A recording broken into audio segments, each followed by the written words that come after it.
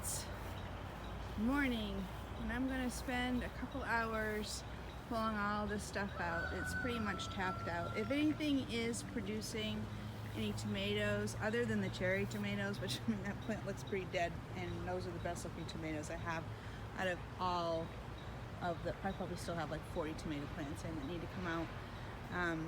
Before they're able to be picked, they get bug infested, they get cracked. It's 55 degrees today, right now, this morning.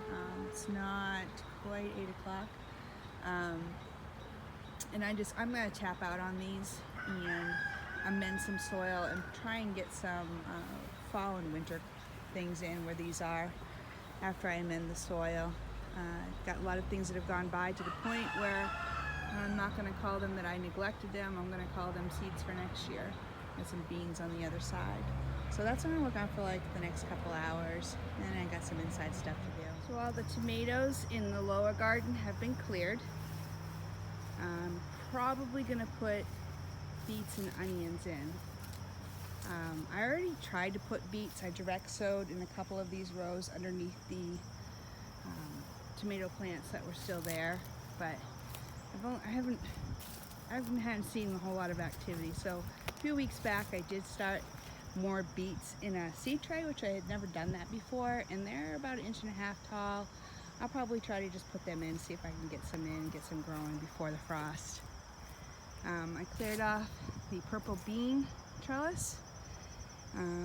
These, we really didn't preserve too many of these this year, and I think it was pretty much about timing.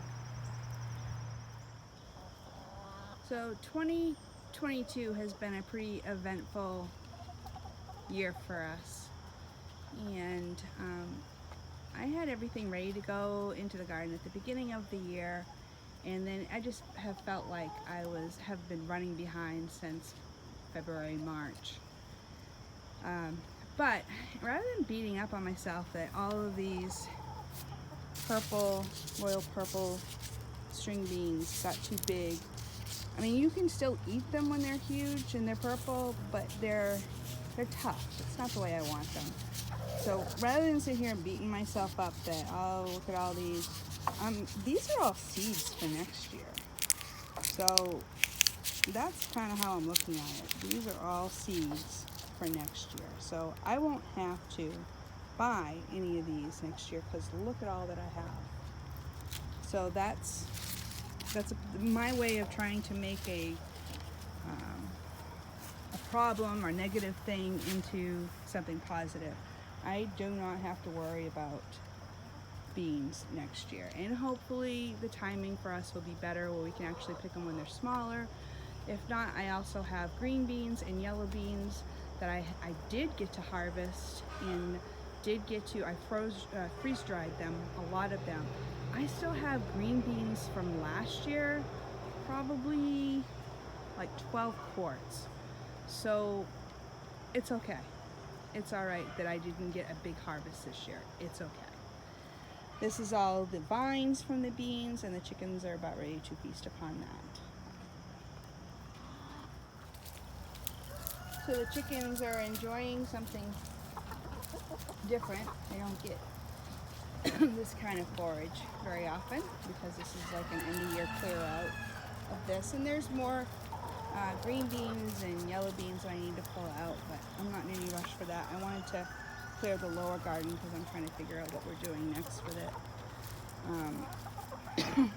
I also want to put in things, but I'd like to make it so that I can actually let the chickens in the garden to do their thing, but it's hard to do that when you still have things growing.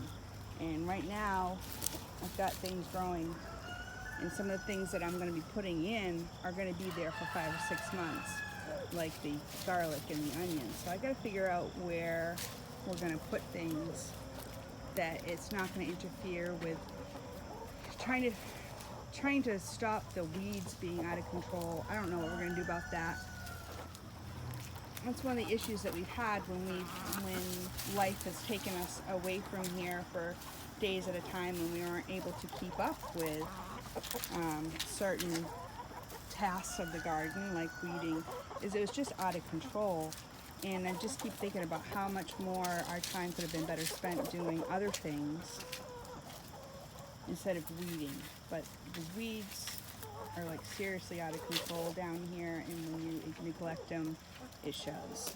It chokes out everything. I do believe it attracts bugs, insects, worms. And if I could get the chickens in there, then they could maybe make a dent in it. I'm trying to figure out how to do that in a controlled environment.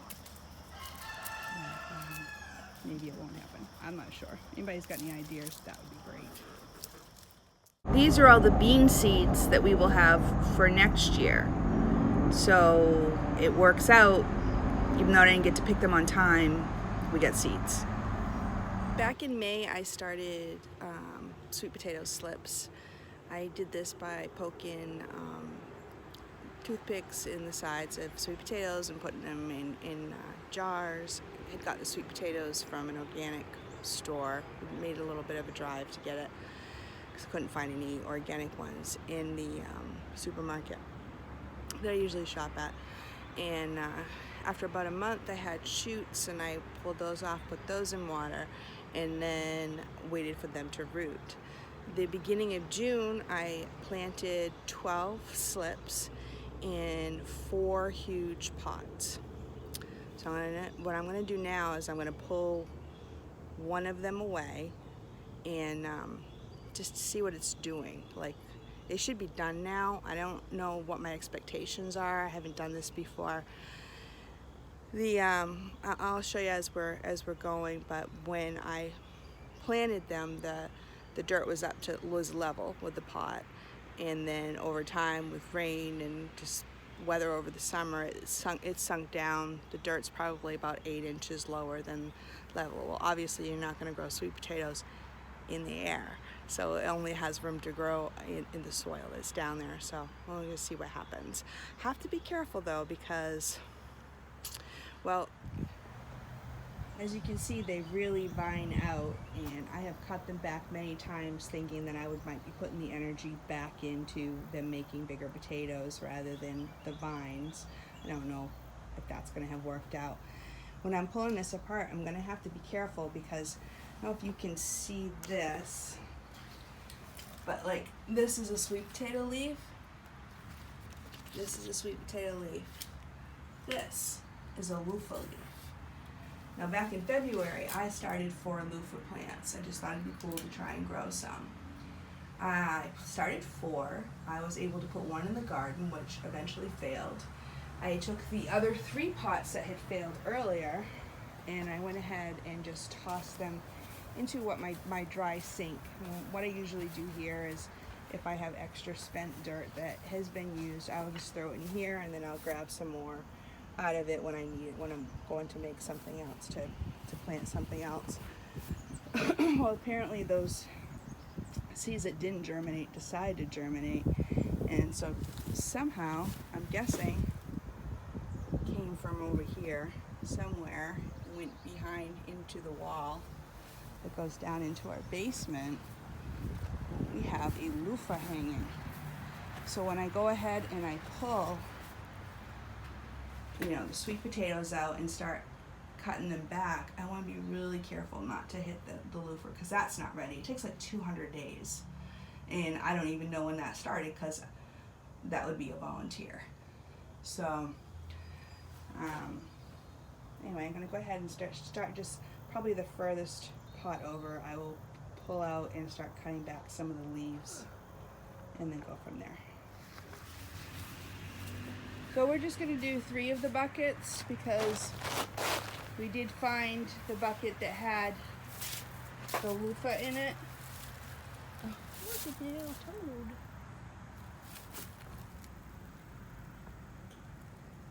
That's cute. I was scared if it jumped at me when I was pulling off the vines off. So yeah, there's just 1 loofah, but I really want to try and save that. And it's not close to being ready yet.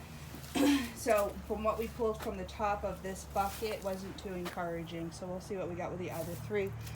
But as you can see, this is what I was telling you guys, is that the soil was up to the top, and now it's like halfway down, and so you can only fit so many potatoes in that amount of soil to begin with. And it's the same with all the buckets. So we're gonna go ahead and dump them, see what we come up with. Okay, a bucket of sweet potatoes. You want to just dump it? Yeah, let's just dump it. Let's see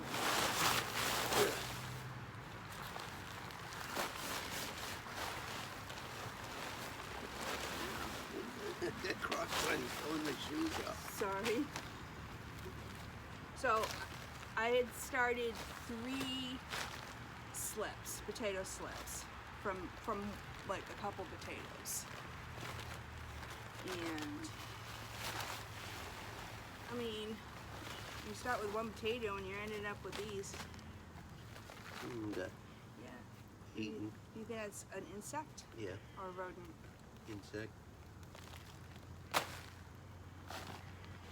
It's not too bad. I mean, The other one's a little chewed up. I mean, even these little things, you can eat those. when they're chewed up like that, can you cut around them? Yeah. Or cut, like, scoop that part out? Yeah. You just eat it Yeah, just cut. sooner rather than cure it? Right there? Yeah.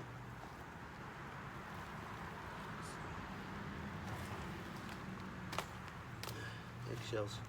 Extra calcium. Oh, look at that. There's that culprit. That's what was eating it. They give that to the chickens. We go grab. Chickens are gonna eat good. It's still a little bit messed up.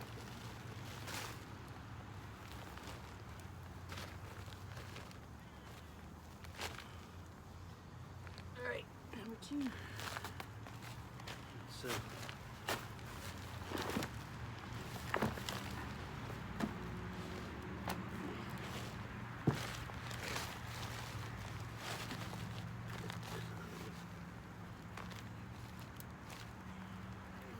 Bucket number 2. Ooh, that one's pretty.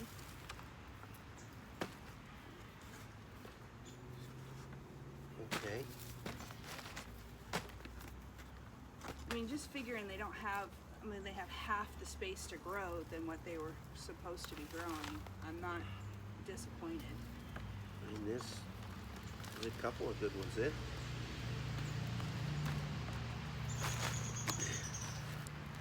Love the ladies. This one, I think this bucket is definitely better.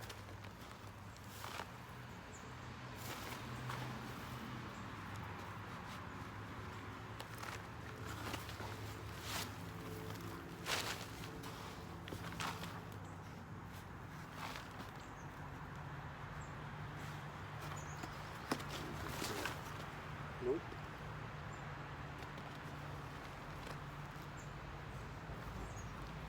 That one looks like it's been chopped. Mm.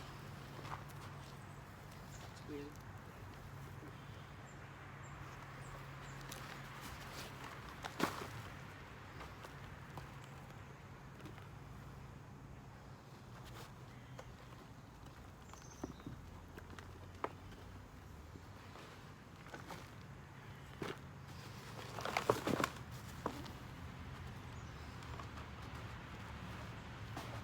Nope. I think that's it for bucket number 2.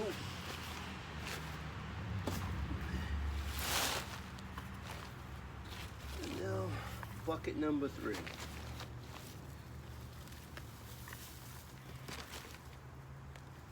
Pretty color.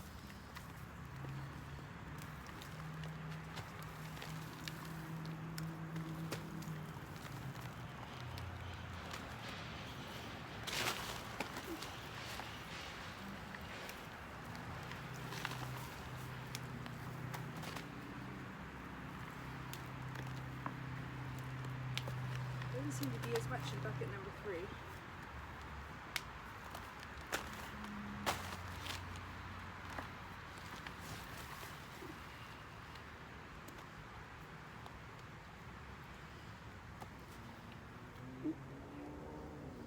Another big old grub.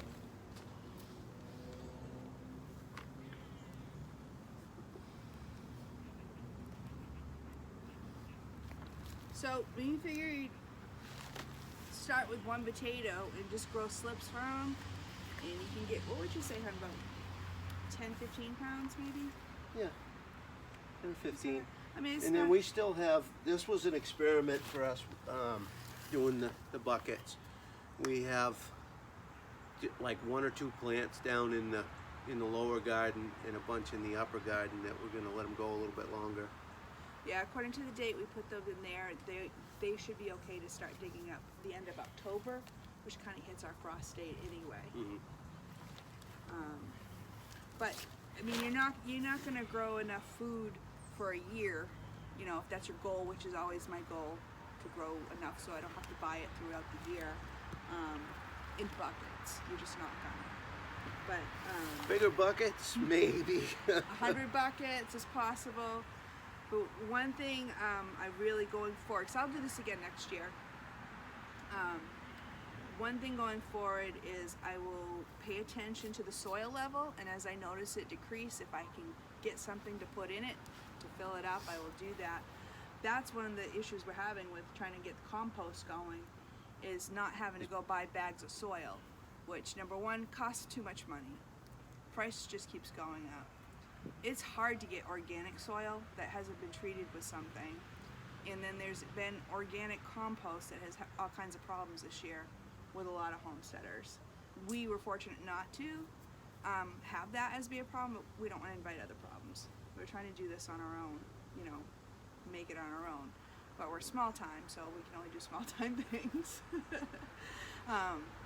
But yeah, I'll keep an eye on the soil level, because it just shrinks. Everything was just Because it shrinking. breaks down. I mean, it's really nice soil. It's In these were like, where a lot of them were right on top of that soil.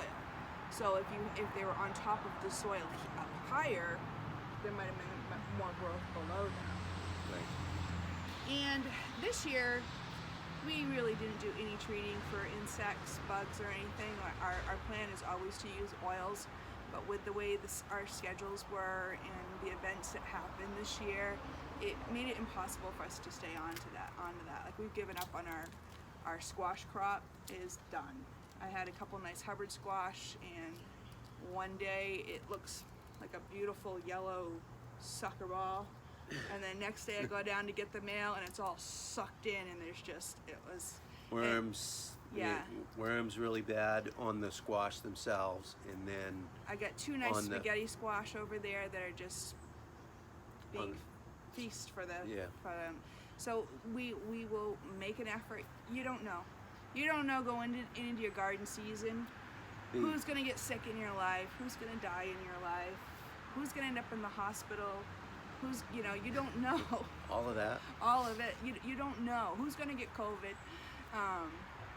You don't know. And so considering all, I was talking to a friend today, and she was talking about how well we've been doing, and it's like we've made a lot of mistakes, but with the year we've had more successes and failures, and we have put away more food this year than what we did last year, in spite of the events that happened this year, in spite of the extreme temperatures, which we didn't have the extreme temperatures for that long a time last year. I think they said we had close to 70 days of 90 degrees or better this year. And a couple weeks ago, we ran into problems with our spring house, so we didn't want to overhead water with the sprinkler, because that just compounds the issues. There's plants right now that are not infected. They're, like our okra is still doing fairly good, but the insects are starting to get to our pepper plants, the green peppers, Right. the bell peppers, not the hot so far. Cucumber lady beetles, any type of squash, cucumber, anything, we're infested with them. So we didn't want to add to that by doing overhead sprinkling. We go out and hand pick those off, and then now they've actually started going after some of the peppers, and I've seen them on the okra too. They're Which starting they don't to. normally eat that stuff, but they're running out of the other stuff that they do like to eat. So we're switching gears, but I mean summer's done. I pulled a lot of the tomato plants out of the lower garden today, beans, and we'll start doing that. What else we're gonna put? We're gonna put onions. We're gonna put beets. I don't think beets are gonna have enough time, but they're already this big in the seed pot, so I'm gonna stick them in the ground. Like we're gonna put the onions in for over winter. I don't think there's actually anything else we can plant at this Did point. we put our garlic in yet? No. No, We yes, still I gotta- did garlic. Still got to put the garlic in. That's this week. We're gonna put that in this week, or no later than next week. I think that's what we decided. We put it in last year. We put it at the beginning of November, and then we were finding that a lot of people down here in similar garden zones or the same garden zones were putting them in like in September, October. So I think I wrote on the calendar that we put them in at the end of September. So by next weekend we should do that. Also trying to plan on, because when you put some of the things that we're putting in are in there long term. Like the garlic is going to be a 6-7 month. Right. And the onions. It takes up your space for spring. Yeah. Spring planting. So we need to plan where that's going to be, because on the other parts that don't have food planted in them for over the winter and early spring, we need to be doing something to figure out the whole weed thing. Whether it's just covering it with cardboard and then mulch or whatever. We need to do some weed suppression big time, because there was way too much time wasted weeding this year. I'd like to be able to just burn everything. He's getting frustrated between the worms and the. Well, burning does take care of a lot of your insects and, Yeah. your weed seeds. And that's what years ago. That's what everybody did. In Yeah. the fall, once everything was gone, they burned it. I don't think the city would like that. No.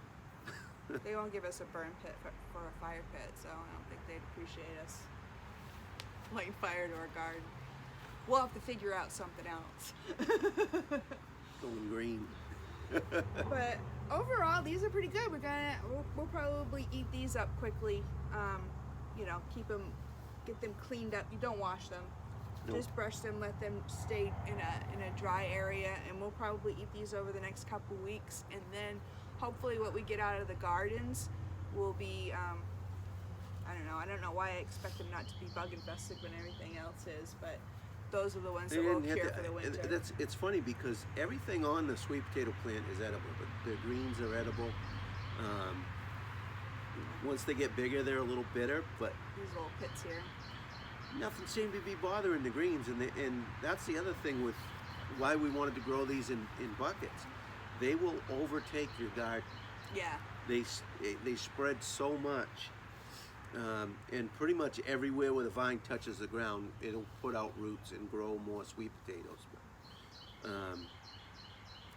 Unless you want your whole garden to be sweet potatoes, then buckets are the next best bet, I guess. I put 20 slips in the upper garden down the other end, and it is taking over, which is fine because everything else I'm pulling out anyway. And that was what we have in there before.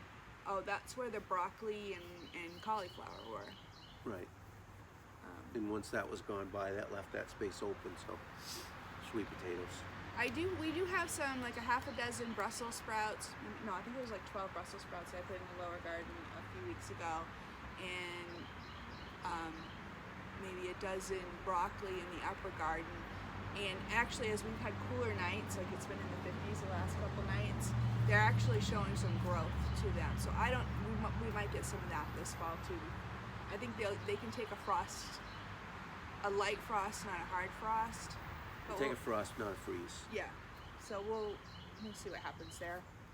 But overall, we've had a pretty good gardening season. It's always hurry up, and then you don't see the garden for a few days or weeks. But tomatoes did really well. Well, the tomatoes did okay. The okra did fantastic. All of the hot peppers seem to be really coming on strong right now. Mm-hmm. The Carolina Reapers, the habaneros, doing really good. The cayenne is starting to, what you thought was not going to do well. Yeah, well, is thriving now. I think I probably had a dozen cayenne plants last year, and that's why I got so many of them.